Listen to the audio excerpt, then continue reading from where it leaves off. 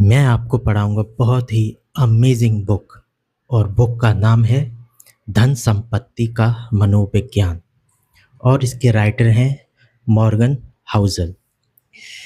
मेरी प्यारी audience, start करने से पहले इस चैनल को आप सब्सक्राइब कीजिए, लाइक कीजिए और शेयर कीजिए क्योंकि ज्ञान को स्प्रेड करना आपका कर्तव्य है। मैं आपको एक समस्या के बारे में बताना चाहूँगा। इसे जानकर आप अपने पैसों के साथ क्या करते हैं, इस बारे में बेहतर महसूस करेंगे और दूसरे अपने पैसों के साथ क्या करते हैं, इस बारे में कम आलोचनात्मक होंगे। लोग पैसों के साथ कुछ मूर्खतापूर्ण हरकतें करते ज़रूर हैं, लेकिन कोई भी मूर्ख नहीं है। बात असल में यह है कि अलग-अलग पीढ़ियों के लोग जिनका पालन-पोषण करने वाले माता-पिता की आय अलग है, जीवन मूल्य अलग हैं, जो विश्व के विभिन्न क्षेत्रों में अलग-अलग अर्थव्यवस्था में जन्मे, जिन्होंने अलग-अलग जॉब मार्केट में विविध प्रकार के प्रोत्साहन और भाग्य का अनुभव किया, वे एक-दूसरे से बहुत अलग पाठ सीखते हैं। दुनिया कैसे चलती है, इस बारे में हर किसी का अनु हर किसी का अपना ही अनुभव होता है और जो आपने अनुभव किया है वह कहीं अधिक प्रभावशाली है उसके मुकाबले जो आप किसी और से सुनते हैं या सीखते हैं। इसलिए हम सब आप मैं और हर व्यक्ति धन दौलत कैसे काम करती है इससे संबंधी अपने मूल्यों के सारे अपना जीवन गुजारते हैं और अलग-अलग लोगों के लिए इन मूल्यों में ज़मीन आसमान का फ़र्क हो सकता है। जो आपको मूर्खतापूर्ण लगे वह मेरे लिए मायने रख सकता है। जो व्यक्ति गरीबी में पला बढ़ा वह जोखिम और प्रतिफल के बारे में जैसे सोचता है एक समृद्ध बैंकर की संतान चाहे भी तो वैसे ना सोच पाए। एक व्यक्ति जो ऐसे समय में पला बढ़ा जब मुद्रास्फीति की दर अधिक थी, उसने वह अनुभव किया जो उस व्यक्ति को नहीं करना पड़ा जो स्थिर कीमतों के बीच पला बढ़ा। एक स्टॉक ब्रोकर जिसने महामंदी में अपना सब कुछ गँवा दिया, उसने जो अनुभव किया 1990 के दशक के वैभव में काम करने वाला एक तकनीकी कर्मचारी उसकी कल्पना भी नहीं कर सकता। एक ऑस्ट्रेलियन जिसने 30 वर्षों में कोई आर्थिक मंदी नहीं देखी, उसने कुछ ऐसा अनुभव किया है जो किसी अमेरिकी नागरिक ने कभी नहीं किया। बस इतना ही नहीं, अनुभवों की यह सूची असंख्य है।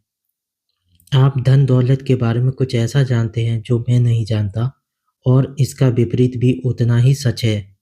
जिन धारणाओं, उद्देश्यों, पूर्व अनुमानों के साथ आप अपना जीवन जीते हैं, वह मुझसे अलग हो सकता है। ऐसा इसलिए नहीं है कि हम में से एक दूसरे से अधिक होशियार है या अधिक जानकारी रखता है। ऐसा इसलिए है कि हमारे जीवन अलग हैं, जो हमारे विविध और बराबरी के ठोस अनुभवों से रचे हैं। धन के साथ आपके व्यक्तिगत अनुभव संसार में क्या हुआ, शायद उसका 0.1% मात्र है, लेकिन आपके विचारानुसार संसार कैसे चलता है, उसका 80% है।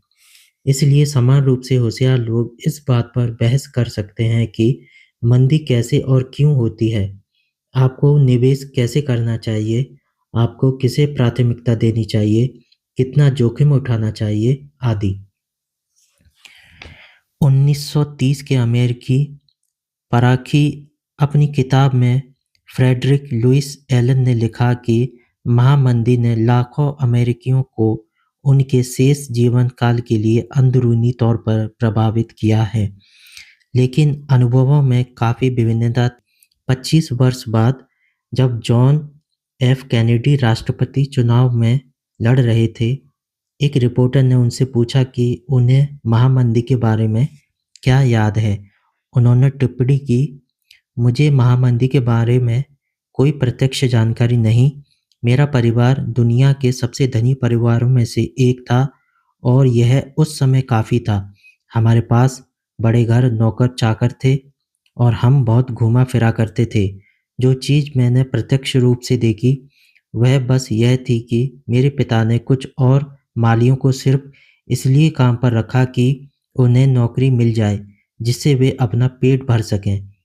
मुझे महामंदी के बारे में कुछ नहीं पता, जब तक मैंने हार्वर्ड में इसके बारे में नहीं पढ़ा।